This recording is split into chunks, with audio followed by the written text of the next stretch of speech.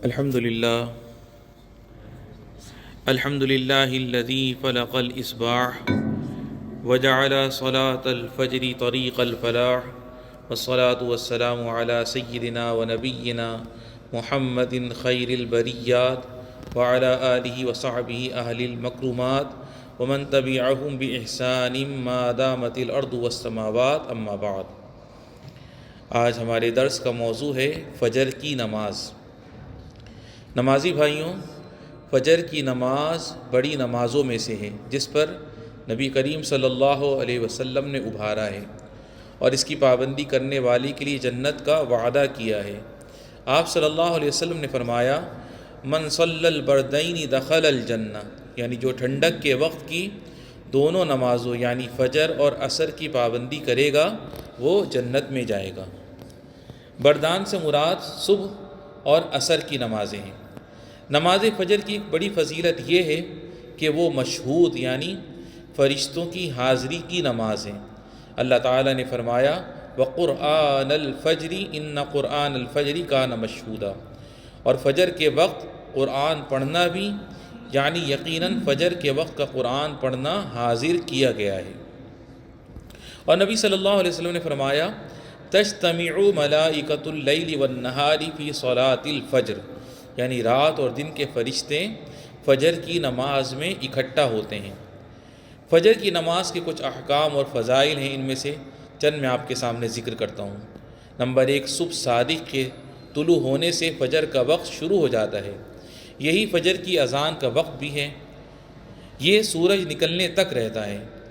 غالب آ جانے والی نیند یا بھول جانے کی وجہ سے اگر کسی کی فجر کی نماز چھوٹ جائے تو جاگنے یا یاد آنے پر فوراً اس کو پڑھ لینا چاہیے، کیونکہ نبی کریم صلی اللہ علیہ وسلم نے فرمایا، اذا رقد احدکم عن الصلاة او غفل عنها فلیصلیها اذا ذکرها فان اللہ یقول اقم الصلاة لذکری۔ جب تم میں سے کوئی نماز سے سو جائے یا اس سے غافل ہو جائے تو جب اسے یاد آئے تو اسے پڑھ لینا چاہیے، کیونکہ اللہ تعالیٰ فرماتا ہے میری یاد کے لیے نماز قائم رکھ۔ نمبر 2، فجر کی نماز سے پہلے مومن کو 2 ہلکی رکعتیں پڑھنی چاہیے۔ اسے ہمارے فقہا نے رغیبۃ الفجر کہا ہے۔ نبی کریم صلی اللہ علیہ وسلم نے ان 2 رکعتوں کی ترغیب دیتے ہوئے فرمایا، رکعت الفجر خیر من الدنیا وما فیہا، یعنی فجر کی دونوں رکعتیں یعنی سنتیں دنیا اور اس کی چیزوں سے بہتر ہیں۔ یہ رغیبہ یعنی سنتیں اگر کسی وجہ سے کوئی فجر سے پہلے نہ پڑھ سکے تو اسے سورج نکلنے کے تقریباً 20 منٹ کے بعد قضا کر لینا چاہیے، یہی افضل ہے۔ اگر نماز فجر کے بعد بھی قضا کر لے تو کوئی حرج نہیں۔ نمبر 3، مسجد میں فجر کی نماز پڑھنا مومن کے لیے دنیا اور آخرت میں روشنی کا سبب ہے۔ نبی کریم صلی اللہ علیہ وسلم نے فرمایا، بشر المشائین فی الظلم الی المساجد بالنور التام یوم القیامہ، یعنی تاریکیوں میں مسجد کی طرف جانے والوں کو قیامت کے دن پوری روشنی کی خوشخبری دے دو۔ نمبر 4، جو فجر کی نماز پڑھے گا وہ اللہ کی حفاظت اور نگرانی میں رہے گا۔